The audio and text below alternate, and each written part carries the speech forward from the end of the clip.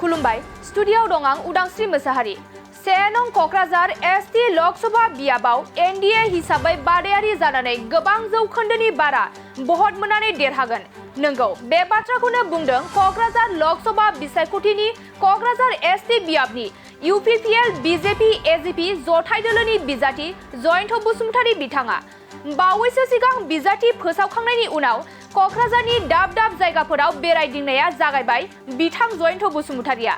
बे समावनो दिनै 1 नं कक्राझार बियाबनि एनडीएनि बिजाथि जयन्त बसुमतारी बिथाङा कक्राझार जिल्ला फटबरजरा महकुमानि काजिगावनि नब्लाङाव नुजाथिफैदों।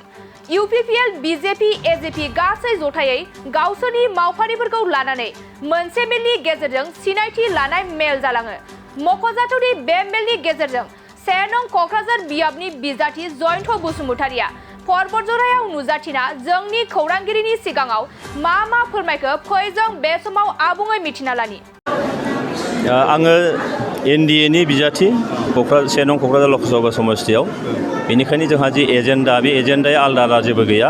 बे एनडीएआ जि एजेन्डा दङ बे एजेन्डाजोंनो आं खारगोन आरो देरहाखांनायनि उनाव सासे एमपिआ जिखिनि मावनो हायो, एमपिनि मावनो हानाय जिखिनि गोहोनि आवथायाव गोग्लैयो, बे फटबरजरा हिसाबै बेखिनि सुबिदाखौ जुदि आंनि मावनो हानाय आवथायाव थायो निस्सय आं बेखौ नाजागोन।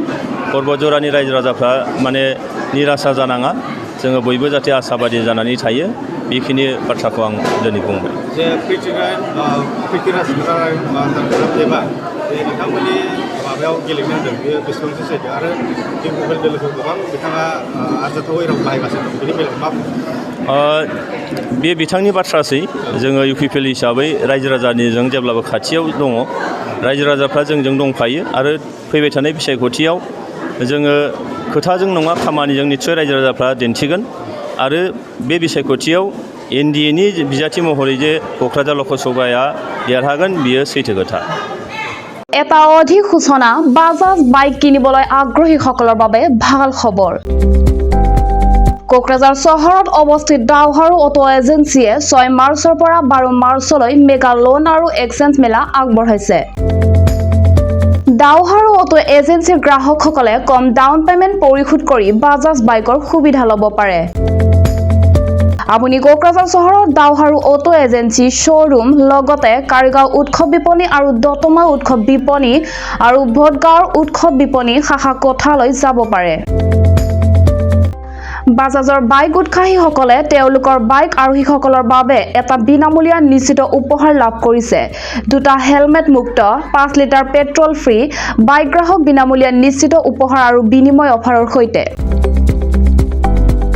আন এটা ভাল বিকল্প হ'ল আপুনি 500 টকা পৰিশোধ কৰি ইচ্ছামতে বাজাজ বাইক এখন কিনিব পাৰে আৰু 5% হ্ৰাস কৰিব পাৰে।